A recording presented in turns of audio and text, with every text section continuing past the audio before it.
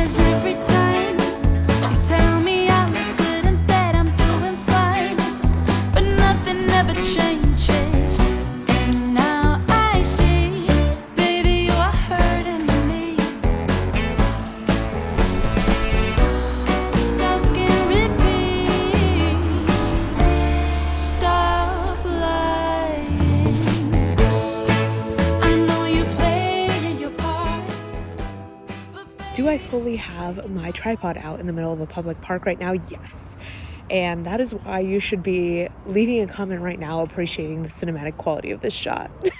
It's New Year's season, and that means that a lot of us are really starting to think about what we want our dream lives to look like, what we would like to manifest this year, what we would like to change maybe about our current realities. And I love this time of year more than anybody, but I think more and more as we focus on the things we want to acquire or change in our lives, the things we want to bring in or attract, we tend to forget to think about the person we're showing up as. Like, who am I showing up as day to day? Who am I being in the world? What energy am I bringing into my life? How am I showing up essentially? And am I showing up in the best possible way that I can? And I think this is the piece of the puzzle that often falls off of the burner and leaves us feeling like we don't have very much control in our lives. So if that is something you've experienced, if you often feel like a lack of control over your own life, this is me handing you back that control, wrapping it up, putting it in a little box.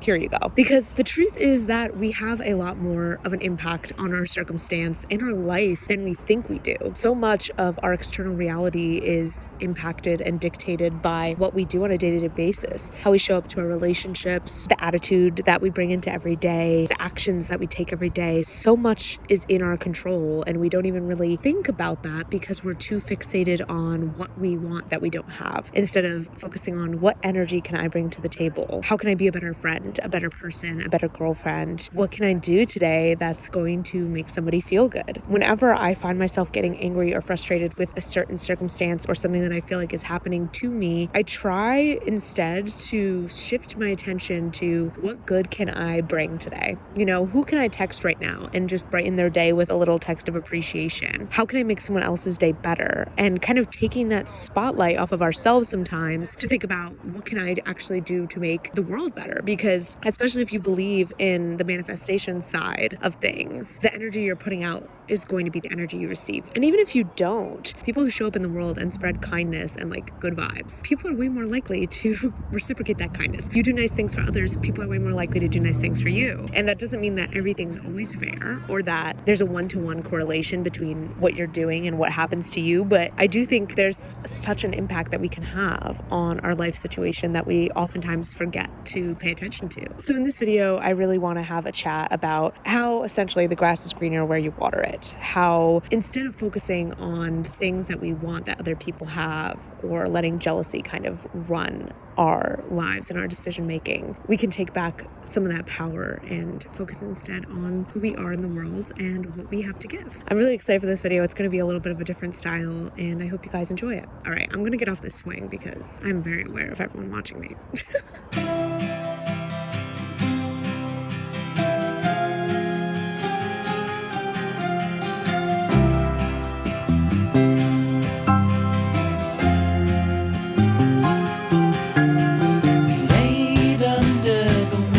Tree, the last weekend of summer, the empire at our fingertips, the autumn to discover.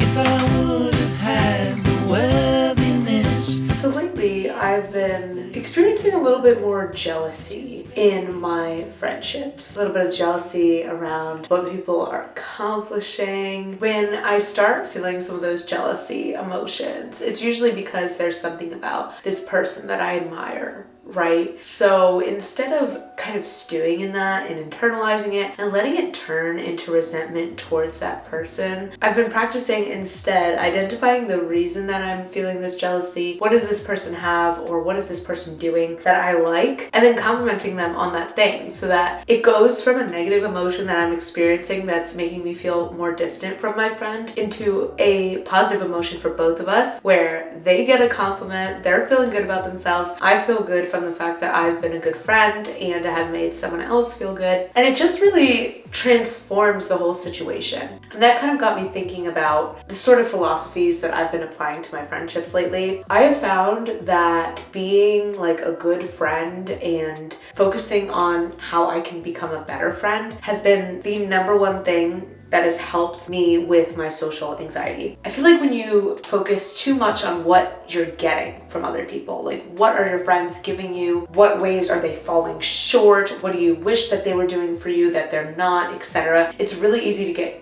like caught up in this intense victim mentality. And I think this is where I operated from for a long time in terms of friendships, where I would get frustrated with friends who I felt like were not being the types of friends that I wanted them to be. Then we would build this resentment and then things would just go downhill. But lately what I've been doing instead is when I find myself getting frustrated about, I wish that they would invite me to this thing, or I wish they would show up better in this way, instead I'll shift my focus to how can I show up as a better friend? What can I do to teach this person how I want to be loved and how I want them to treat me? We have the opportunity every day to like lead by example and show people how we want to be treated through how we treat them. Also, this face mask is from Youth to the People. I didn't realize it's just one that you apply and leave on. So it took me like 2 seconds. I was kind of hoping it would take for this entire clip. So I guess we're done. One of my New Year's goals was to do more like physical self-care. So here we are. But yeah, I think it's so valuable to focus on what you bring to your relationships instead of what you're getting. And when you are pouring into relationships, people feel loved and supported. They're way more likely to show up for you, to reciprocate that love and support. Every time you do something positive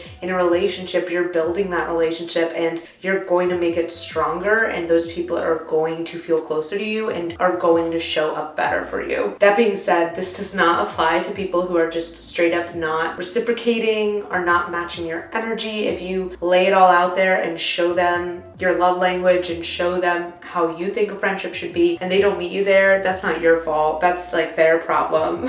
So obviously this advice does not apply to those situations, but it does give you a cool opportunity to kind of suss out the friendship, because it's like if that person doesn't reciprocate, if they don't meet you there, that's a red flag for that person. And now you know, like, they're not willing to learn and grow with me. They're not willing to step up to the plate and be the type of friend that I can be. Okay, good to know. I'm going to distance from that person and focus instead on the people who are reciprocating and who are matching the energy I'm giving. I feel like one of the best ways to mitigate like FOMO and feeling frustrated that you're not invited to stuff is just to become the host. Like, start hosting more. This is something I really have done in the past year that's been like totally transformative and has given me back the power in my social life. When you feel like your phone is dry, when you feel like no one's texting you, nobody's inviting you to things, I challenge you to like look at your own habits. Are you reaching out? Are you texting people out of the blue? Are you holding engaging conversations or inviting them over for game night? Because if you're not, you kind of have no right to be upset that they're not doing the same. All of these things kind of tie back to taking back the power and looking at what you can do instead of like blaming your circumstances, and just finding ways to turn negative emotions, whether that's jealousy or FOMO or whatever. Feel the emotion, obviously. I'm not encouraging suppressing of feelings, okay?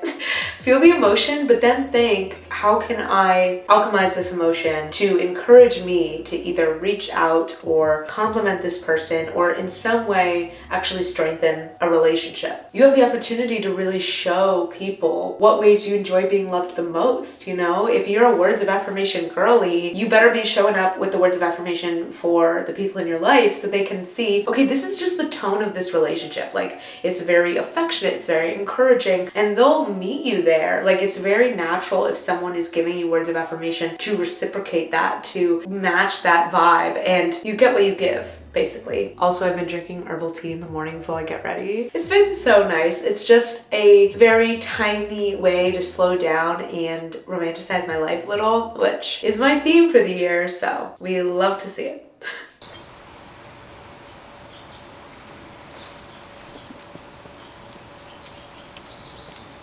So recently I've gotten in the habit of waking up early, and my definition of waking up early is probably a little bit different from yours. For me, getting up at 7 something is early. It was never my intention to set out and be a morning person and start waking up early. The reason this happened is because I went home to New Jersey. There's a time difference, and when I came back, my clock stayed a little bit shifted. I decided to kind of try and run with it and see if I could maintain it, and I honestly could not have foreseen just how life-changing that transition was going to be, and maybe not for the reasons that you're expecting when you're hearing me talking about this. The reason this has changed my life is not because I'm able to do all these productive habits in the morning, or I'm able to get such a better jump start on my day and like get to work earlier. It's not any of that. But the reason that this has been truly life-changing is because I have been doing something for me in that first hour of the day. At the end of 2023, I was finding it a lot harder to get myself out of bed on the weekdays. I was spending a lot longer just scrolling while I was laying in bed. I really hated that,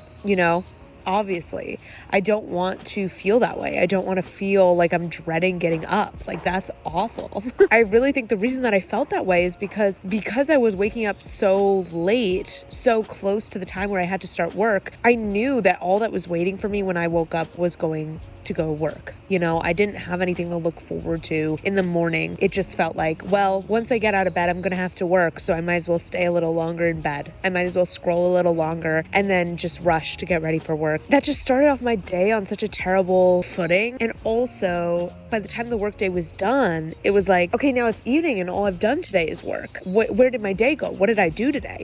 And so what I've been doing is, since I've been getting up earlier, I've been just trying to do something creative for myself in the mornings, something that makes me feel like me, something that makes me feel inspired and happy and fulfilled. Sometimes this is writing, sometimes this is filming a YouTube video like I'm doing now. It's so nice also to get like the early morning light. I've really started viewing myself as like a creative and an artist again, and I feel so in touch with that part of myself that despite the fact that I was doing creative things the last several years, I feel like since college I haven't really felt like a true creative. I haven't identified really with being like an artist or somebody who is really inspired by creativity. It wasn't something that really resonated with me for a bit, but since I've started this practice of starting off my weekdays with something creative, it's just added this spark into my life that I'm so grateful for. I think it's so important every day to take some time to do something for you, and even better if you're able to start your day off with that, especially on days that are so dominated by obligations or things you have to do. Reserving even just an hour, half an hour to work on a passion project or just do something that fills up your cup, I think is so important. And honestly, I've gotten so much more joy from using this morning time to work on my book, to film a video, than I ever did when I tried to do like a workout or some other like productive habit in the morning. It's just a nice little identity reminder too, before you get into your day, of like, okay, this is who I am. Like, these are the things I love to do. This is the first thing I did when I woke up this morning. And I also love that when I wake up now, I feel kind of motivated to get ready quickly, because I know what's waiting for me isn't just work. It's that project I want to do. It's the clip I want to film. And if I don't get up now, I'm not going to be able to do it. So it lights a bit of a fire under my butt and keeps me from just scrolling aimlessly under the covers. So I really recommend this to everyone, honestly. And it doesn't necessarily even have to be waking up earlier, though I do think that that is a huge piece of why this has been so impactful. Just making that time for something that fulfills you is so underrated, and it makes your life feel so much more rich and romantic and creative and incredible. And I'm so grateful to be experiencing this shift within myself, where I'm starting to feel so creatively in touch with myself and so motivated, so inspired, that it almost feels like I can't even keep up with all of the ideas and things that I want to do. And that's kind of a fun place to be in, because while it's frustrating and I can say, I wish I had more time to work on these passion projects, it's also really exciting, because it's like, I have things I want to work on. I have projects that make me feel excited and that I want to sink my teeth into, and not everyone feels that way. So it feels like very motivating and inspiring that I do, and that I can pursue these things that I know are going to give me like fulfillment and joy. I hope you guys enjoyed this video. This was was a bit of a different style for me, a bit of an experimentation, but I really enjoyed filming it. If you did enjoy it, feel free to give it a like. And if you want to support my channel, I do have a Ko-fi page where you can essentially buy me a virtual coffee. I always have that linked in the description of all of my videos. Thank you so much if you've supported me on there in the past. I do have an entire playlist talking about like self-improvement, personal development. If you like this video, you might like some of those videos, so feel free to check that out on my channel. That's it for this video. I'll see you guys next week with another one. Bye guys.